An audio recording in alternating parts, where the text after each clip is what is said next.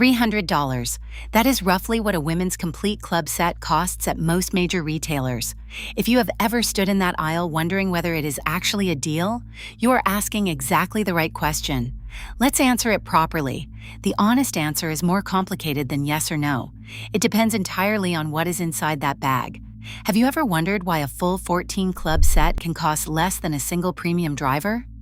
That gap should make you curious, not comfortable. When a company sells you a driver, a full set of irons, a putter, a bag, and head covers for around the price of one good fairway wood, something in that box had to be cheap. The question is what, and whether it matters for your game. This video breaks down what $300 typically buys you in a women's complete set, piece by piece, so you know where the value is real and where it is quietly costing you strokes. Here is the roadmap. We are going to walk through every major component of a typical women's complete set: driver, irons, wedges, putter, and shafts. We will grade each one honestly. Then we will talk about which pieces are worth keeping and which ones are worth replacing first. Very few golfers need to throw out the whole set. Stick around because the piece most women replace first is not the one you would expect. Before we get into the parts list, it helps to understand why complete sets exist at all. The golf equipment industry has sold match sets since the 1930s, when steel shafts replaced hickory and manufacturers realized they could standardize club specifications across an entire bag, rather than selling individual clubs one at a time. Women's specific sets, with lighter shafts and shorter lengths built around average grip strength and swing speed data, did not become a serious retail category until the 1990s, when companies like Callaway and later Cobra started marketing gear specifically designed around the biomechanics of the average recreational female swing, rather than simply shrinking a men's set. That history matters because it explains the pricing logic still used today. A complete set is priced as a bundle, and bundle pricing always means some components subsidize others. Somewhere in that $300, a manufacturer decided which piece needed the most engineering budget and which piece could get by on the least. Understanding that decision is the whole point of this breakdown. Let's start with the one thing that shapes almost everything else: shaft weight and flex, a shaft that is too heavy or too stiff for a swing speed in the range. Most recreational women's swing will not load properly during the downswing. That means the club head can arrive at impact slightly closed or slightly open, depending on timing and ball speed drops. Set manufacturers generally know their buyer's typical swing speed, usually somewhere in the 60 to 75 miles per hour range for the driver, and most complete sets are built with a lightweight graphite shaft in a flex matched for that range. That part generally they get right. The problem is almost never the shaft in a complete set. The problem is everything built around it. So let's go piece by piece. First, the driver. Most women's complete set drivers use a cast, non-adjustable club head with a generous loft, often somewhere between 12 and 13.5 degrees, paired with a stock shaft that is genuinely reasonable for moderate swing speeds. The head itself is where the compromise lives. Premium standalone drivers use forged or multi-piece titanium faces, sometimes with variable face thickness technology that took years and enormous research budgets to perfect. First developed commercially in the late 1990s and refined constantly since. A single price point driver cannot afford the same face technology or the same manufacturing tolerances as a standalone premium driver. On a launch monitor, that typically shows up as somewhat lower ball speed compared to a purpose-built game improvement driver, even with an identical swing, which over a full drive can add up to real yardage, sometimes 5 to 10 yards depending on swing speed. It is not a disaster, but it is real, and it compounds every single round, especially on longer par 4s, where those extra yards decide whether the approach shot is a short iron or a hybrid. Now here is where it gets more interesting, because the irons tell a different story entirely.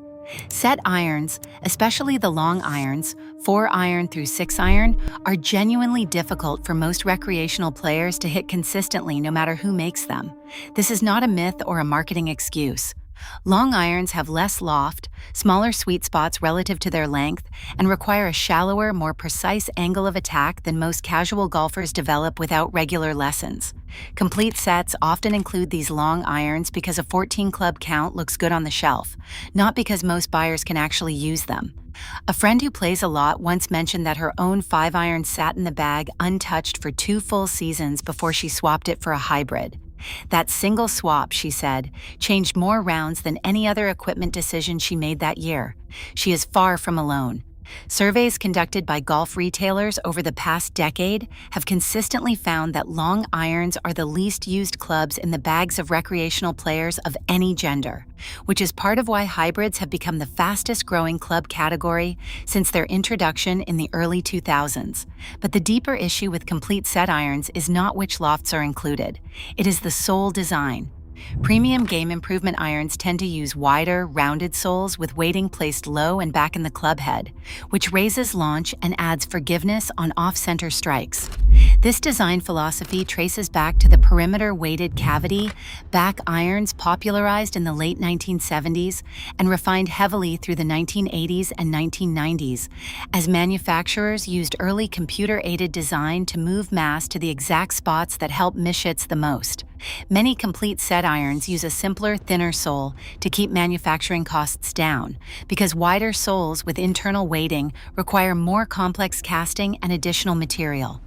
The forgiveness gap shows up most on mishits, exactly the shots recreational players hit most often, since studies on amateur ball striking consistently show the average golfer misses the center of the club face on a majority of full swings. On a heel or toe strike, a true game improvement iron tends to hold its yardage and line reasonably well. A typical complete set iron on the same mishit can lose noticeably more distance and drift further offline. That gap only shows up under real playing conditions, which is exactly why it rarely gets noticed in the pro shop, where clubs are usually only swung a few times off a mat before purchase. So now we have a driver costing real yards on pure shots and irons costing real yards on mishits. Where does that leave the short game? This is where complete sets get quietly worse, and almost nobody talks about it.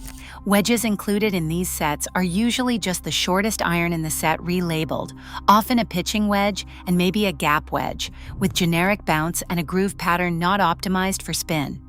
Groove technology itself has actually been regulated by golf's governing bodies, the USGA and R&A, since 2010, when a rule change limited how sharp and deep grooves could be on clubs used in competition, specifically because sharper grooves were producing dramatically more spin control from the rough. Complete set wedges, built to a budget, typically use the simplest legal groove pattern available rather than the most refined one. A dedicated sand wedge with proper bounce for soft turf and sharper, more precisely milled grooves tends to produce meaningfully more spin around the green. On a short pitch shot, that difference can mean the ball checking up near the hole instead of releasing well past it. For a game built on scoring inside 100 yards, that is not a small thing. It is often the single biggest reason two players with similar full swings post very different scores, because short game performance is far less dependent on athleticism and far more dependent on equipment fit and repetition. Then there is the putter, and this is the piece most complete sets get most wrong. Set putters are typically included almost as an afterthought. A simple mallet or blade with minimal alignment aid and generic weighting, often the cheapest single component to manufacture in the entire set. Putting accounts for roughly 35 to 40% of total strokes in an average round, a figure that has been confirmed repeatedly by shot tracking research conducted by companies like Arcos and Game Golf, using data from hundreds of thousands of recreational rounds. A putter that does not match a player's stroke path, whether that is a straight back and through stroke or a slight arc, will often push putts offline on anything past 6 or 8 feet. This is the club replaced first by more experienced players, and for good reason. It is also, relative to the rest of the set, the cheapest and easiest upgrade available, since a well-fitted used putter can often be found for $30 to $50, a fraction of what it would cost to upgrade a driver or full iron set to the same relative quality level. So where does that leave the $300 question? The honest answer is this: a complete set gives real, usable value in exactly two places: the shaft specifications across the irons, which are usually appropriately matched to moderate swing speeds, and the overall convenience of having a complete match set from day one. That is genuinely useful for a beginner still learning whether golf is a sport worth investing in further, since the alternative, buying every club individually from day one, can easily cost several times as much before a new golfer even knows if they will stick with the game. Where the complete set quietly under-delivers is in three specific pieces: the driver head, which sacrifices some ball speed for cost; the long irons, which most players will not hit consistently regardless of brand; and the putter, which almost never matches an individual stroke. Here's the practical advice, and this is worth staying for. Do not throw out the whole set.